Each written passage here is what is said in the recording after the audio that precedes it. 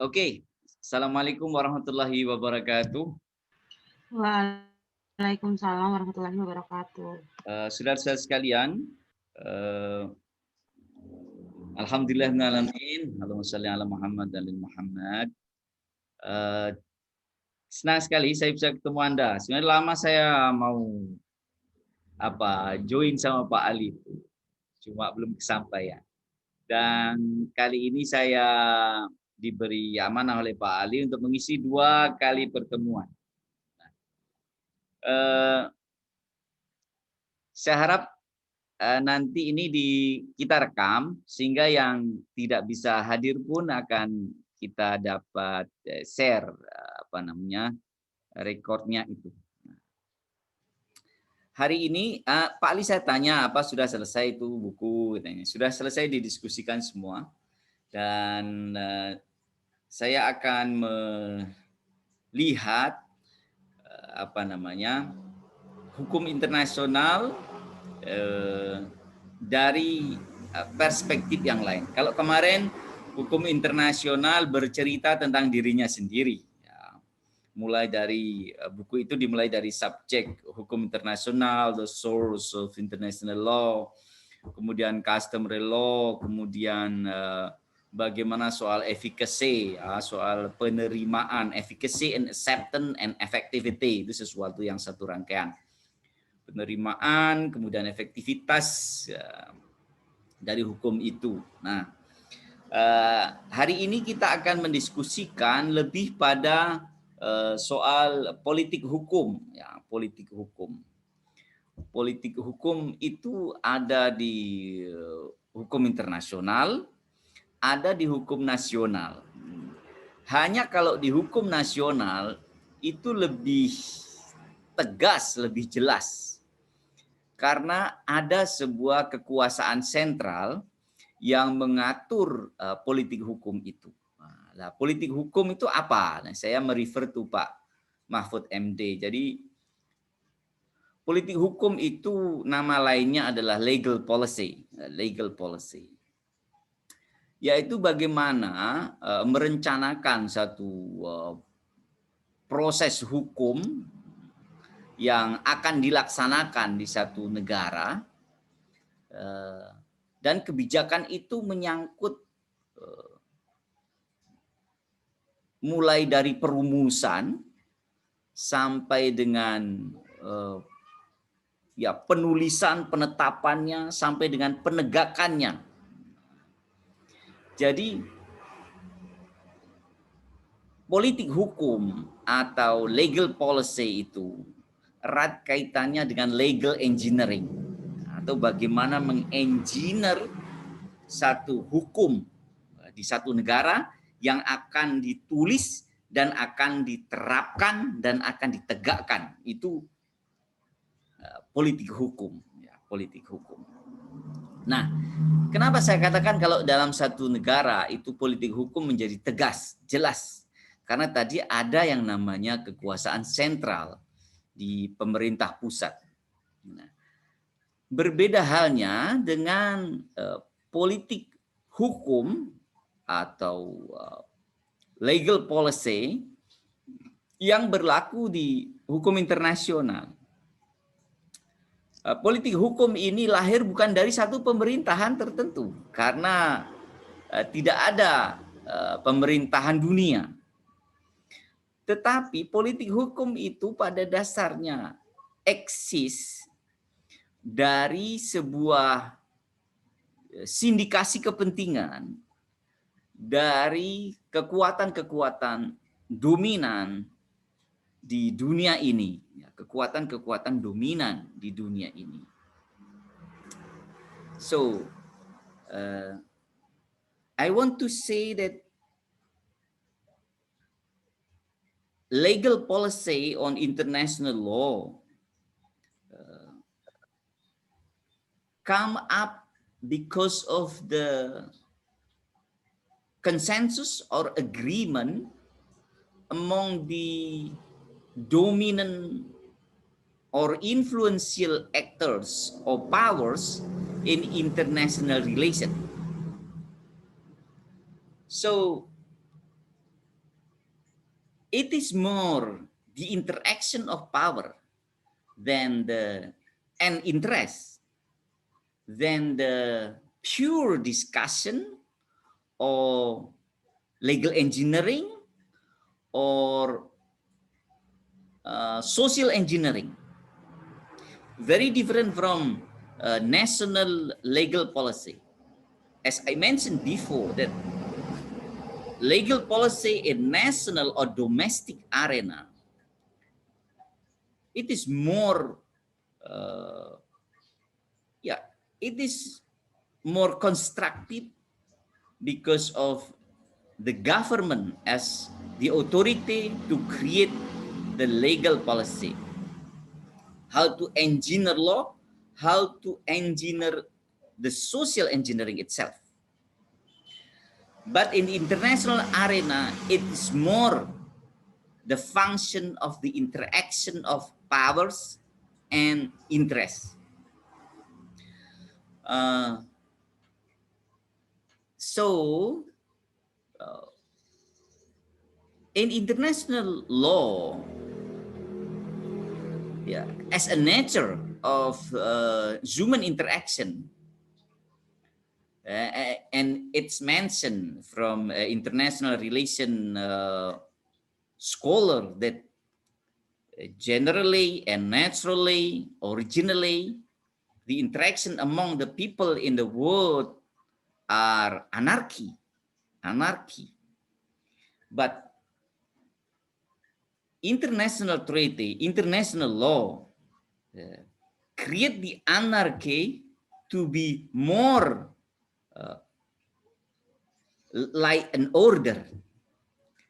But it is not a fixed order. It is not perfect order because there is no word constitution. If in national law policy or legal policy, the policy absolutely under the constitution. But in the world arena, there is no word constitution. That is why the international legal policy is a produce or produced by the interaction of the dominant power. So the dominant powers today, yeah, fortunately there is no a single dominant power. Yeah, we can say that United States may be more than other, but European countries can challenge the United States domination if it's too dominant, for example. So legal policy in international law, it is more dynamic because of the up and down, increase and decrease of the powers itself and the change of interest among the state or maybe a group of states. So now I want to see the international law. I want to, yeah, we discuss together about international law from the critical perspective. I will share such a slide.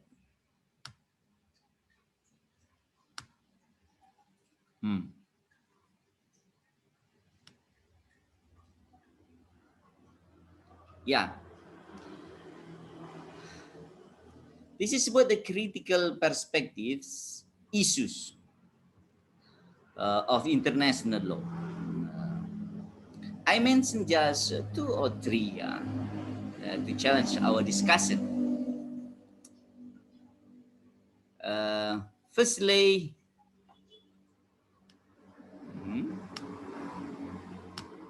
yes,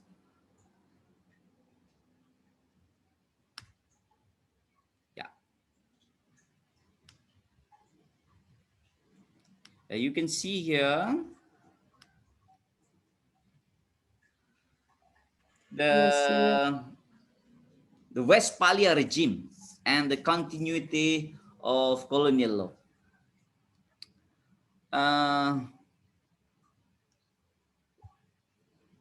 As we know that international regime today produced by historical momentum in Europe in 17th century, what we call it as Westphalia Treaty. And under this Westphalia Treaty, the most important product is the characteristic of a nation state, from the classic state to modern state. And until today, the principles of Westphalia are still running and form our world today.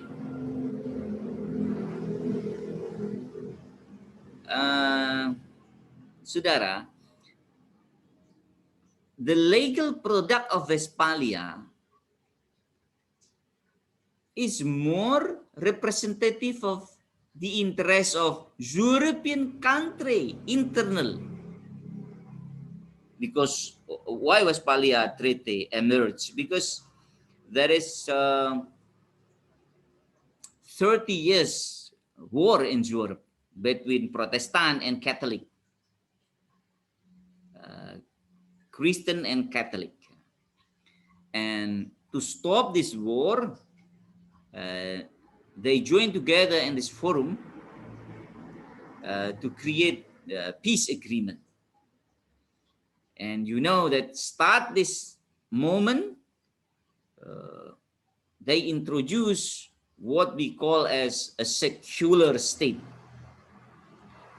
Because of the spirit of secularism, there is no church leader in the country, and the Holy Roman Empire only as a spiritual authority, but not in political power, and fully political power in king's hands. So start from Westphalia Treaty is a new history on the world because of the modern system. So be careful if we talk about the modernity. Modern birth the same time with secularism. More modern means more secular. Okay, I repeat again. Be careful if we discuss on modernity, because modernity emerged in the same time with secularism. More modern society, more modern city generally means that more secular. Yeah, you can compare a small city, traditional city to the big city or in metropolitan city. Metropolitan city you can compare with megapolitan city. You can compare Bantul and Yogyakarta, Yogyakarta and Surabaya, Surabaya and Jakarta, Jakarta and Tokyo, Tokyo and Las Vegas, Las Vegas and New York. This is the megapolitan city. More modern, more secular. So yeah, because it is like one coin with two shapes. Okay, back to the legal product of Westphalia in 1948 is more representative of the interests of European countries in terms of affirming the characteristic of a sovereign state, what we call it as a nation state. That is why our discipline called as international relation, internation. The word of nation emerged from this Westphalia Treaty, international. Nation state characteristic emerged from this Westphalia Treaty, which result is loss of all original sovereignty of the nation in the world. So, because of this treaty, more representative for European countries, the result country at that time, can you remember how many kingship system or kingdom in Nusantara, for example? At the time, there is Majapahit. In the end of Majapahit, there is Kesultanan Yogyakarta, Demak, Bintara, Kesultanan Tidore, and many in Sumatra, Berlak, in Aceh, Aceh Darussalam, and also in Kalimantan. There are many, more than 100 sultanate system in Nusantara. But because of the characteristic of the kingship system in Nusantara is not equal with the characteristic of sovereign state as a product of Westphalia Treaty, that is why the European country stated that all of Nusantara Sultanate were illegal or non-sovereign, non-independent states. Okay, I repeat again. Because of the characteristic of Nusantara kingship system are not equal with the characteristic of a nation state like mentioned or produced in Westphalia Treaty by European countries, not by ASEAN or Nusantara state.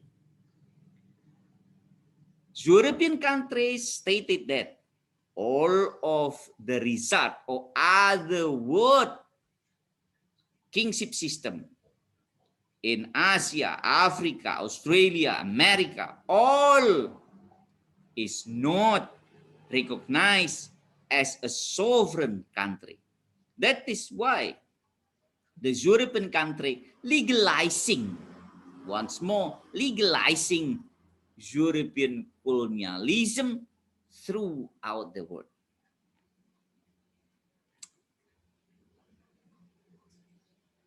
So the history of colonialism really begins from this moment.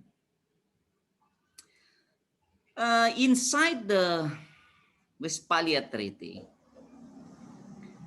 the legal expert and this person is very, very influential person in international law until today. He was not only an expert but also a lawyer. The name was Hugo de Groot, or the popular name is Grotius.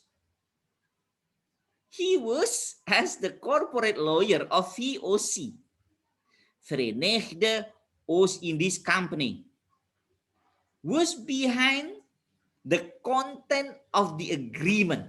So that was natural to give legal power to the occupation, not only for a nation state, but also legalization for other subject of international law, namely VOC, to occupy or colonize the other part of the world. Be careful if you read Indonesian history.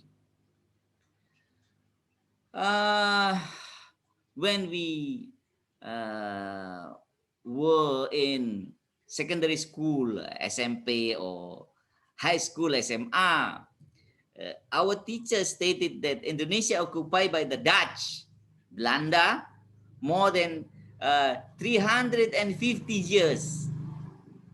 It is not the fact. It is just historical statement. Why?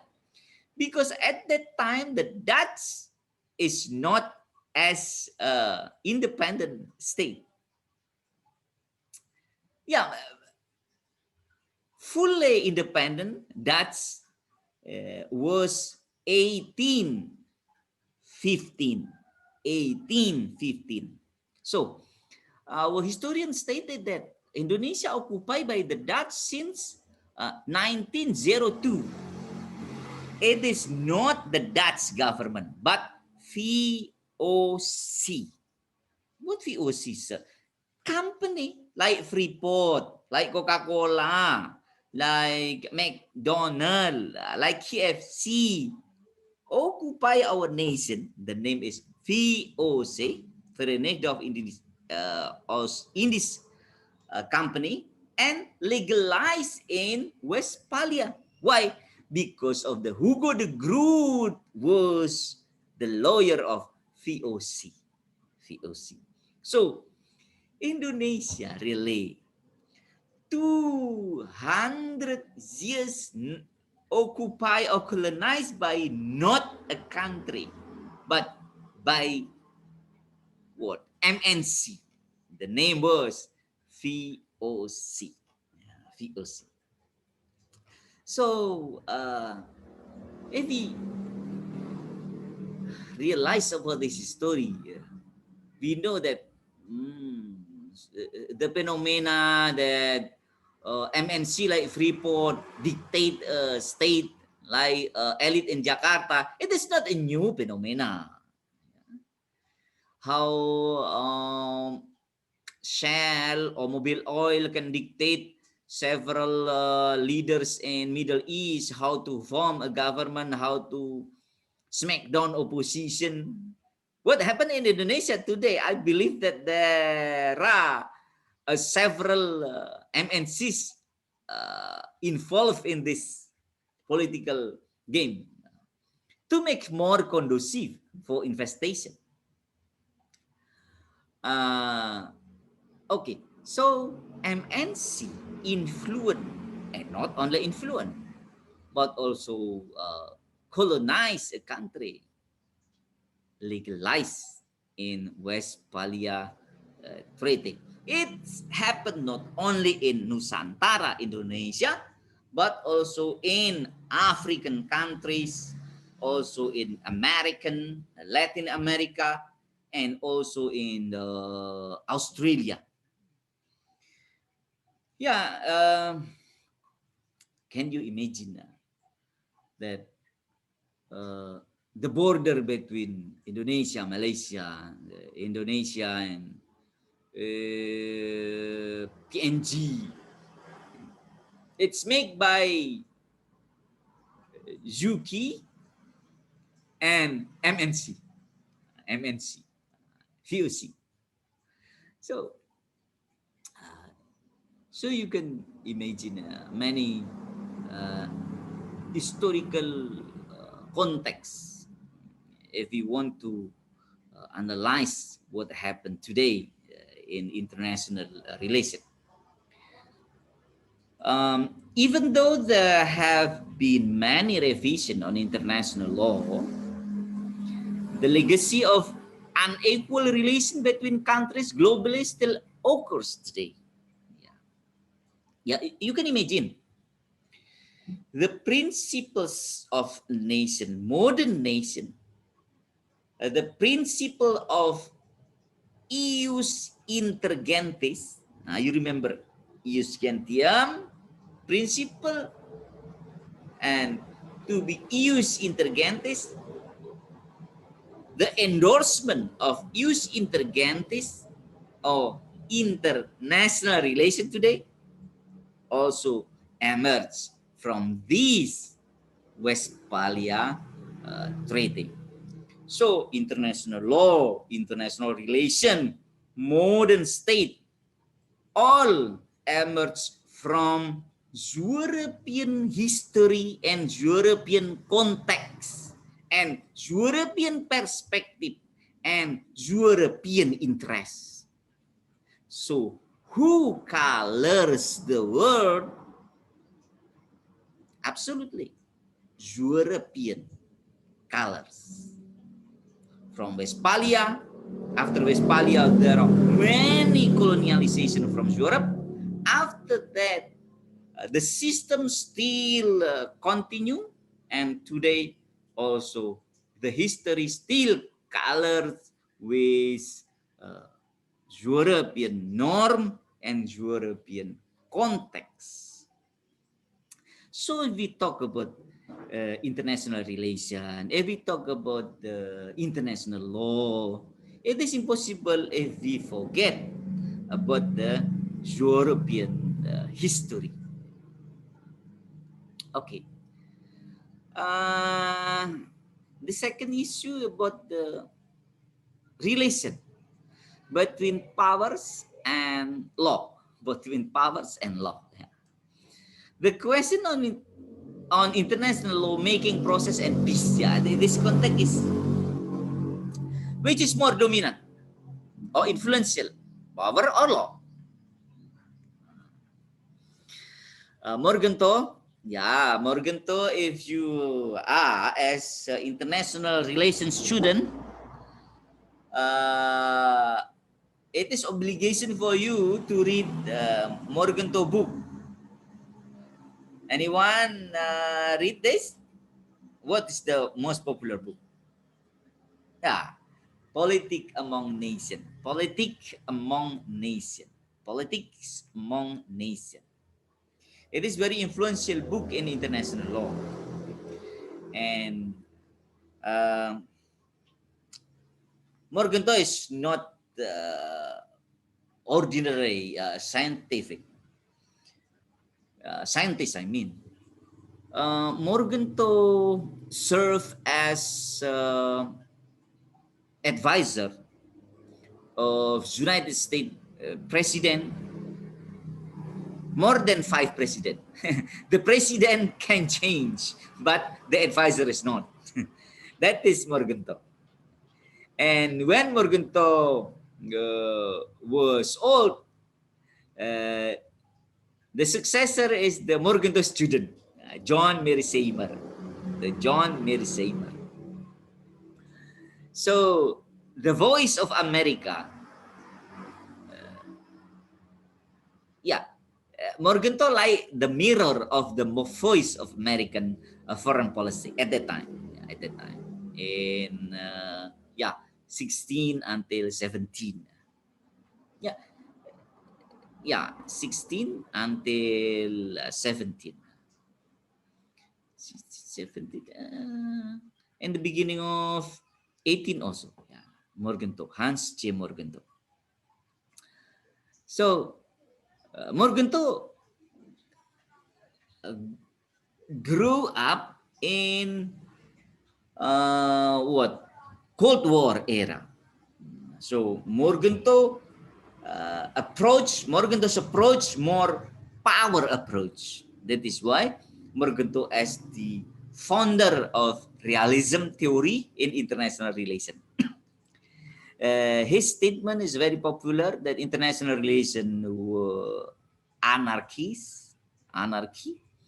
and there is no powerful norm, and each actor do what he or she want, and the most influential goal in international relations is struggle for power. Yeah, this is the principle from Morgenthau. And Morgenthau stated that which dominant, power or law? Morgenthau stated that international relation was anarchy. That is why Morgenthau stated that power more powerful or dominant than law, and the law produced by power. Yeah, it is the what? It is like of iron law of international relation. So interaction among the actor are interaction between the powers. So power is more dominant than law or norm in international relation. And this opinion or statement challenged by Luther Pach. Luther Pye, lawyer, judge in Britain, stated that law or norm more dominant than power when create or process a new law or create peace. So Luther Park, as a lawyer and also judge in Britain, believe that law or norm, international norm, more dominant to create peace and to create a lawmaking process than power. Yeah, I see that for the first time,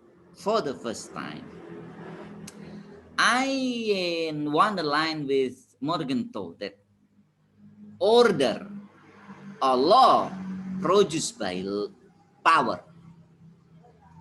Law produced by power. You can see that before Westphalian Treaty, there is no consensus among the European countries. But because of the power joined together to create pact, to create consensus, to create agreement, this treaty or agreement as a new law produced by the power. After that, the actor inside and outside the country should refer to law, although they are a politician or a power holder, maybe head of nation. So in the second stage, politician or leader should obey, should refer to law in what they want to do. But in the first time, how to create the first law or treaty, really power more dominant. So it is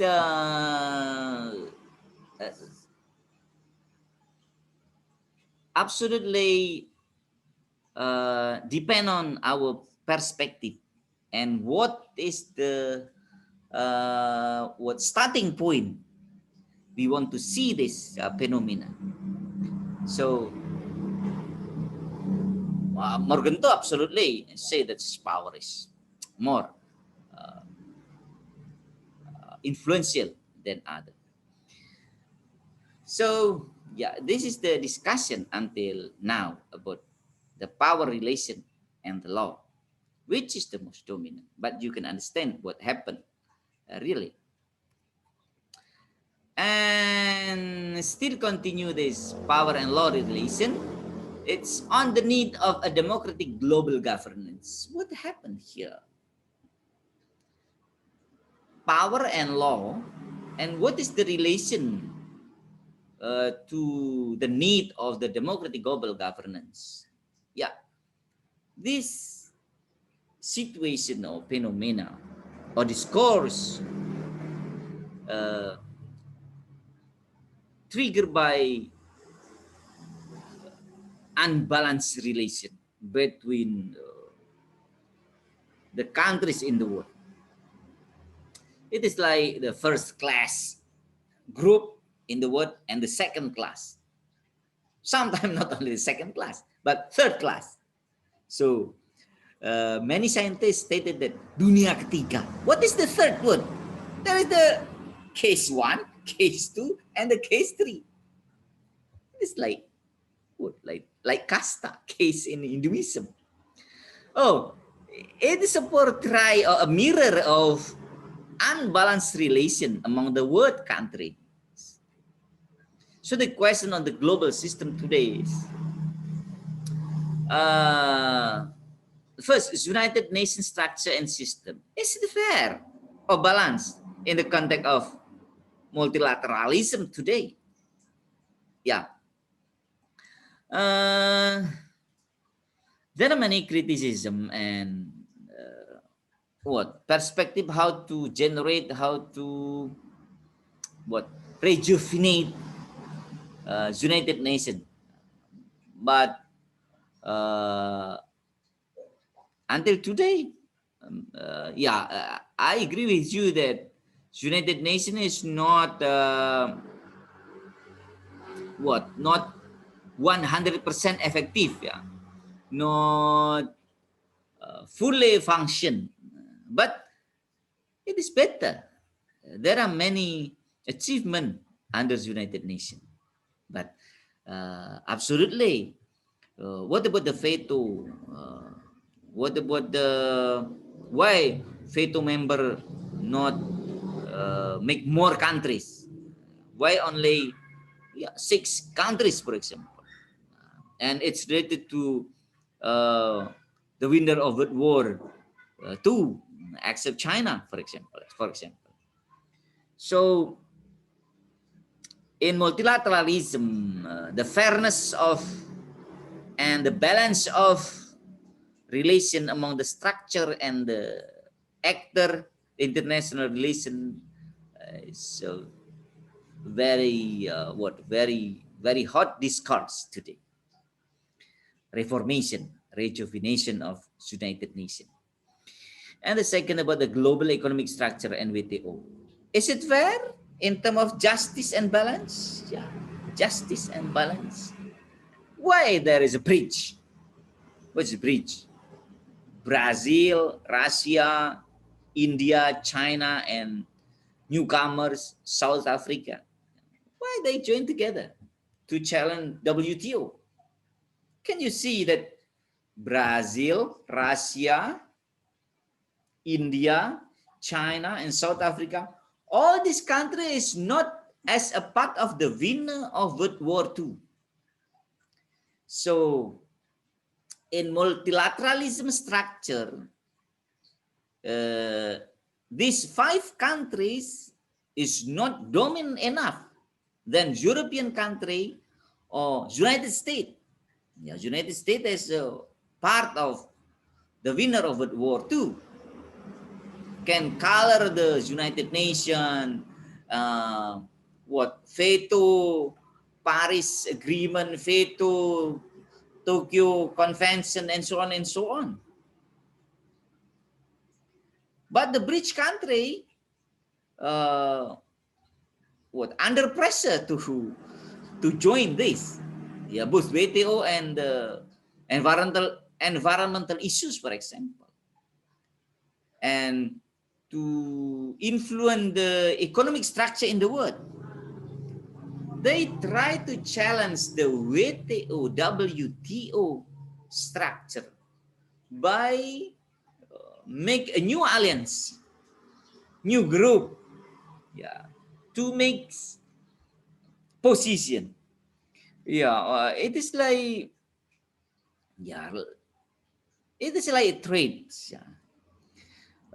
Political bargaining, how to speak more louder in WTO forum. They join together and try to challenge to make more fairness in the world economic structure. Okay. Maybe any question or response for you? I give you my newest publication. It is my book. I translate from London publisher. You can download this. Okay. Maybe I will send you by WhatsApp. You can download from the original in London here. If you want to read the original edition, this is the link. And you can also download the translated book. This is my translation from Okay, from London publisher also. And I hope I will send you via WhatsApp also. Why it is important in my perspective? Because how you understand international phenomena, especially in international law, if you don't know the perspective on international relation, how international society and scientists and leaders uh, perceive on international relation, including international law. So I want you understand in this book there are two parts. First part about the established theory in international relation. I take 10 theory from realism, liberalism, and so on. And the second part about the recent perspective, critical perspective, and also indigenous perspective. Why the activists in Papua, for example, uh, they have a strong enough motivation under international law to challenge Indonesian government and ask the government of Indonesia to make referendum in Papua. Yeah, because under international relation theory, there is a theory that support them. The name is indigenous perspective. Combined with humanitarian perspective and international law and liberal perspective, they can construct the right to independent in Papua. So to make more clear about the picture of international relation and to understand the international law works in international arena, it is important for you to read the international perspective theory in this book. You can read this in English and also in Indonesia, in bahasa Indonesia.